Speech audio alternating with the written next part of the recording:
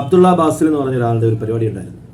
ആ പരിപാടിക്കകത്ത് ശരിക്കും ഇയാൾ ഒറ്റയ്ക്ക് അവിടെ ആ ഒരു പരിപാടി തൂക്കി എന്നുള്ളതാണ്. കാരണം ശരിക്കും ഇദ്ദേഹത്തെ പോലുള്ള ആൾക്കാർ ബിഗ് ബോസ് പോലുള്ള ഷോകളിലൊക്കെ വന്നു കഴിഞ്ഞാൽ ഇവരെ ആയിരിക്കും ശരിക്കും കപ്പടിക്കാൻ പോകുന്നത്. കാരണം ഇവർ കുറച്ച് സ്യൂഡോ സയൻസും കുറച്ച് മതവും കുറച്ച് ഭക്തിയും കുറച്ച് മിത്തും ഇതെല്ലാം കൂടെ മിക്സ് ചെയ്ത് പറഞ്ഞു കഴിയുമ്പോൾ ജനങ്ങൾക്ക് ഇൻട്രസ്റ്റ് ഉണ്ടാവും, ജനങ്ങൾക്ക് അതിനോട് താല്പര്യം വരും. ഇപ്പോൾ അഖിൽമാരാർ, റോബിന് അല്ലെങ്കിൽ രജിത് കുമാറൊക്കെ സ്യൂഡോ സയൻസും അല്ലെങ്കിൽ ഈ പറഞ്ഞ ബയോളജി കാര്യങ്ങളൊക്കെ പറഞ്ഞിട്ടാണ് ഇത്രയും ആൾക്കാർക്ക് ഇൻട്രസ്റ്റ് ഉണ്ടായത്. നമ്മൾ തീർച്ചയായിട്ടും സയൻസ് പറയുന്നവർ എപ്പോഴും സൈഡായിരിക്കും, മതം പറയുന്നവർ എപ്പോഴും സൈഡായിരിക്കും. ശ്രദ്ധിച്ചാൽ മതി, മതം പറയുന്നവരെ ഒരു മണ്ടനായിട്ടായിരിക്കും ആൾക്കാർ കാണുന്നത്, സയൻസ് പറയുന്നവരെ ആൾക്കാർ മിടുക്കനായിട്ടൊക്കെ കാണും. പക്ഷേ ആൾക്കാർ അവൻ സൈഡായിരിക്കും, കാരണം അവനെ ആവശ്യമില്ല.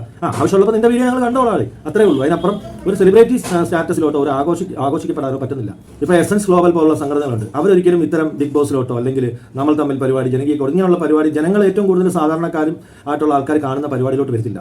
അവരുടെ പരിപാടിയോട്ട് പോകും. അത് ചെറിയൊരു ശതമാനം ആൾക്കാർക്കായിരിക്കും അത് ഇൻട്രസ്റ്റ്, അത് അധികം റീച്ച് ആവത്തില്ല, പുറത്തോട്ട് പോകത്തില്ല. ഇതിപ്പം വൺ സൈഡ് ആഘോഷം നടന്നുകൊണ്ടിരിക്കുകയാണ്. ഇപ്പോൾ തീർച്ചയായിട്ടും ഈ എസൻസ് ഗ്ലോബലിലൊക്കെ ഉള്ളവർ മനസ്സിലാക്കുക, നിങ്ങളുടെ പരിപാടിയായിട്ടിരിക്കാതെ നിങ്ങൾ ഇത്തരം പരിപാടികളിലേക്ക് ജനങ്ങൾ കൂടുതലുള്ള പരിപാടിയിലേക്ക് വരിക. ആൾക്കാർക്ക് ഈ പറഞ്ഞ യുക്തിവാദവും സയൻസും ഒക്കെ പറഞ്ഞാലൊന്നും വലിയ ഇൻട്രസ്റ്റിംഗ് ഒന്നും കാണത്തില്ല, വലിയ താല്പര്യമൊന്നും കാണത്തില്ല. അവരുടെ റീൽസ് ആഘോഷിക്കുന്നത് പോലെ നിങ്ങളുടെ റീൽസും ആഘോഷിക്കപ്പെടും. ആൾക്കാർ സത്യവും മിഥ്യയും തിരിച്ചറിയും. എന്നാണ് എനിക്ക് പറയാനുള്ളത്.